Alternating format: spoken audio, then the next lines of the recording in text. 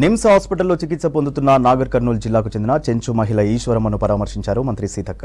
బాధిత మహిళకు అందుతున్న వైద్య సేవలను నిమ్స్ డైరెక్టర్ డాక్టర్ బీరప్పన్ అడిగి తెలుసుకున్నారు. బాధిత మహిళ కోలుకుంటుందని మంత్రికి తెలిపారు డాక్టర్లు. ఆ తర్వాత నాగర్ కర్నూలు ఎస్పీతో ఫోన్లో మాట్లాడి కేసు పురోగతిపై అడిగి తెలుసుకున్నారు మంత్రి సీతక్క. నిందితులకు కఠిన శిక్ష పడేలా చర్యలు తీసుకోవాలని ఆదేశించారు. చెంచు మహిళకు తక్షణ సాయంగా మహిళా శిశు సంక్షేమ శాఖ నుంచి 25,000 రూపాయల చెక్కును అందజేశారు మంత్రి సీతక్క.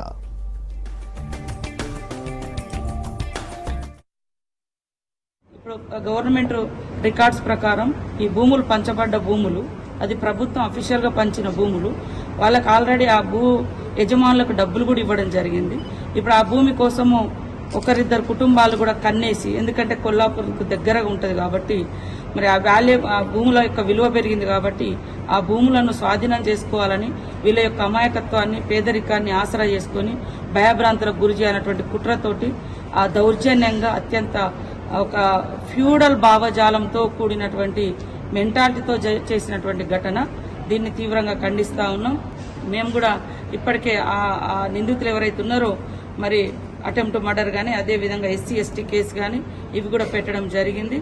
వారికి వచ్చేటువంటి లబ్ధి కూడా సంపూర్ణంగా ఇప్పటికే ఒక 4 లక్షలు కూడా ప్రకటించడం జరిగింది. తర్వాత ITDF నుంచి ఒక 25,000, మరి ఉమెన్ అండ్ చైల్డ్ నుంచి ఒక 25,000 తాత్కాలికంగా ఇవ్వడం జరిగింది. ఆమె పూర్తి స్థాయిలో కోలుకునేంత వరకు ప్రభుత్వ పర్యవేక్షణలో నిమ్స్ హాస్పిటల్లో మరి ట్రీట్మెంట్ కూడా జరుగుతుంది.